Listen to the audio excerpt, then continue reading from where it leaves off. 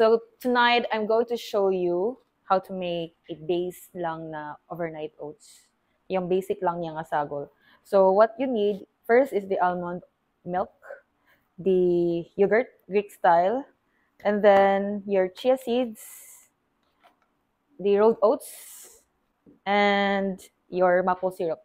Mga tong 5 basic ingredients yung mo kailangan para mahimog overnight oats. Pwede na mag-add og fruits or ano ba yan?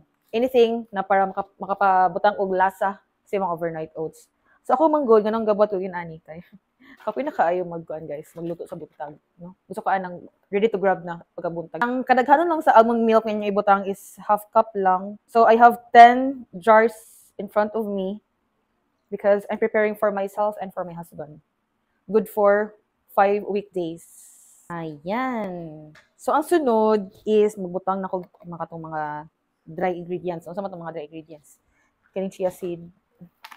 And then, the rolled oats. So, na sa chia seeds. So, sa chia seeds, ang kadaghanon akong ginabutang is 1 tablespoon.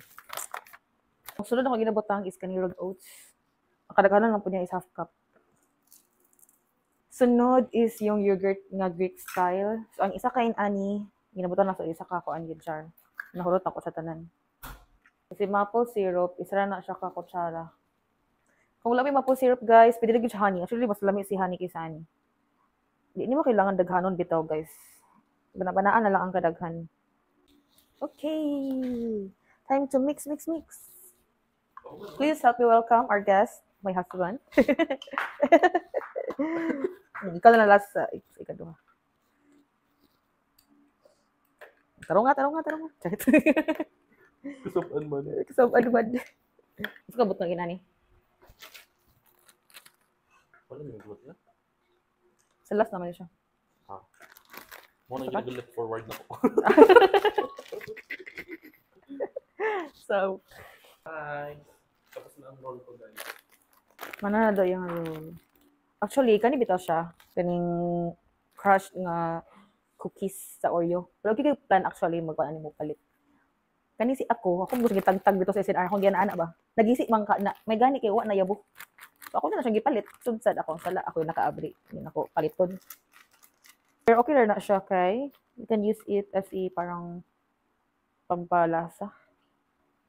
Hindi pa ni siya more ni siya ganang tawag ani. Sarap ang ginasagol mo sa mga cereal. And then, di mo siya ibutang diretso sa overnight oats. Di mo siya pwede ibutang diya. Kay, muhumok magod siya. Ay, na, on the day, may mo nang kaunon ang overnight oats. Kaya mag-add magod siya kuning, what do you call this? More crispy ang imuhang ginakaon bitaw. So, mas lami siya. Enjoy siya kaon. And then, pwede na po kang magbutang o dried ng mga fruit. Actually, pagbutang ka ani ng mga 2 or 3 ibutang guys sa idaghan ha. Dila glasa. Weird. Thank you kaayo sa pagtanaw aning content na ako, no? I hope na ma-inspire po mo magsugod o maghimog in ani. Kung gusto na, dugan na ninyo ni siya giyon ako na, pero murag kulang mo push. Nintag na-convince na mo karon nga maghimog in ani. Di siya lisod buhaton, guys. Pero medyo kuha lang siya. Tasking kung dagat kag buhaton. Bye!